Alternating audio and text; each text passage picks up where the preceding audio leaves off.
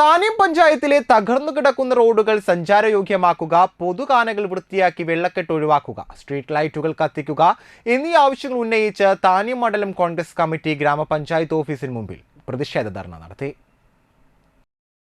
Youth Congress മുൻ സംസ്ഥാന general secretary Sunil Lalur ഉദ്ഘാടനം ചെയ്തു. മണ്ഡലം കോൺഗ്രസ് പ്രസിഡന്റ് MK ചന്ദ്രൻ അധ്യക്ഷനായി. ഭരണസമിതി ആകാശപാതയിലൂടെയാണോ സഞ്ചരിക്കുന്നതെന്ന് തോന്നും വിധം ആകെ താറുമാറായ ഭരണമാണ് താന്യം പഞ്ചായത്തിൽ നടക്കുന്നതെന്ന് സുനിൽ ലാലൂർ കുറ്റപ്പെടുത്തി. കോൺഗ്രസ് നേതാക്കളായ VK Pradeep, Anto Thorayan, VK Susheelan, CT Jose, Mini Jose, Shivaji Kaipally എന്നിവർ സംസാരിച്ചു. ഈ പഞ്ചായത്ത് ഭരിക്കുന്ന ഭരണസമിതിയിലെ അംഗങ്ങളും പഞ്ചായത്ത് പ്രസിഡന്റും കണ്ണും കാതും കേൾക്കാൻ കഴിയുന്ന ആളുകളാണ് എന്ന് നമുക്കറിയാം. കണ്ണും കാതും കേൾക്കാൻ കഴിയുന്ന ആളുകളാണ് പഞ്ചായത്ത് ഭരിക്കുന്ന ആളുകളാണെന്നറിയാം.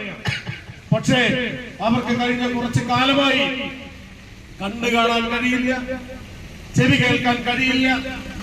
അവർക്ക് മൊത്തം പ്രശ്നമാണ് പിണറായി വിജയന്റെ പ്രേതം ബാധിച്ചിരിക്കുകയാണ്.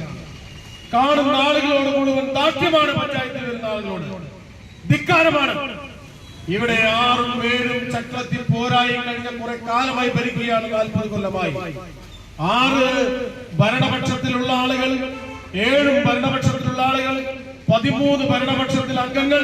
ഇവർ ഭരിക്കുന്ന ഈ പഞ്ചായത്തിൽ ഇവരുടെ ചക്രത്തിൽ പോരാണ് നടക്കുന്നത് CPI-യും CPI-യും തമ്മിൽ.